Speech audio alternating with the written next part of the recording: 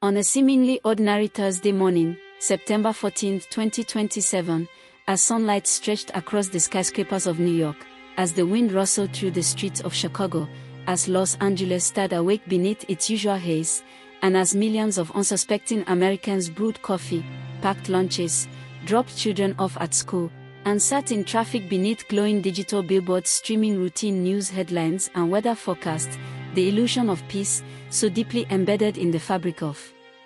everyday American life, was obliterated in a matter of minutes by the most devastating, surgically orchestrated, and psychologically paralyzing coordinated terrorist assault in the nation's history, beginning with a deafening explosion at 8:33 am beneath the bustling floors of Grand Central Terminal in Manhattan, where a remote-trigger 2,000-pound bomb, strategically planted in a forgotten tunnel, ignited with terrifying force, lifting tons of marble and steel into the air, crushing commuters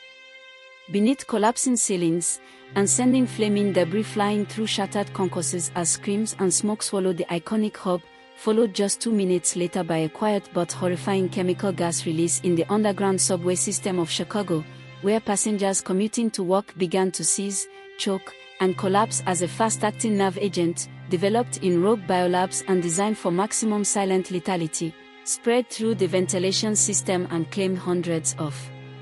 lives before the first emergency responder could even descend into the tunnels, and as panic rippled from coast to coast, the third blow struck Los Angeles, where a complex cyber attack disabled traffic signals, emergency communications, and citywide surveillance systems before a trio of modified freight trucks packed with explosives detonated in front of the Freedom Dome and adjacent buildings, causing a firestorm that tore through the entertainment district, turned vehicles into molten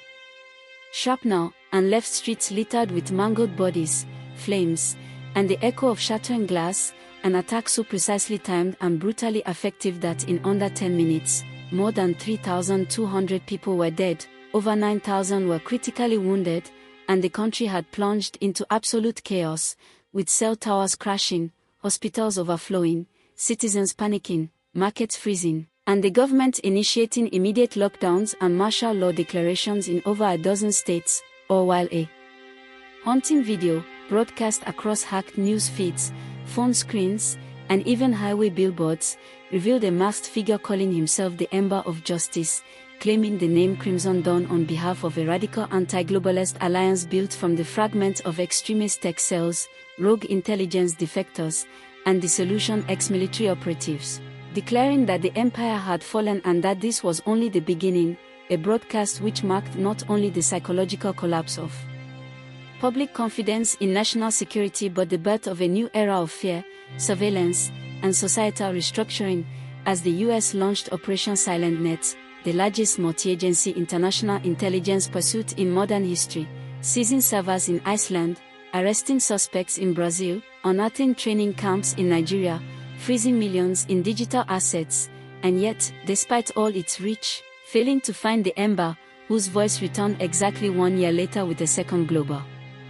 message that reignited panic and ensured that the trauma would not be forgotten, that every subway ride, crowded stadium, school hallway, or public plaza would now be shadowed by suspicion and still-eyed security drones, that every digital footprint might be monitored, that every flicker of freedom would be weighed against safety, and that the America which once believed it was untouchable would now live each day looking over its shoulder, forever haunted by the moment the skies were clear, the streets were full, the nation was alive, and then, in a single breathless morning, the silence fell.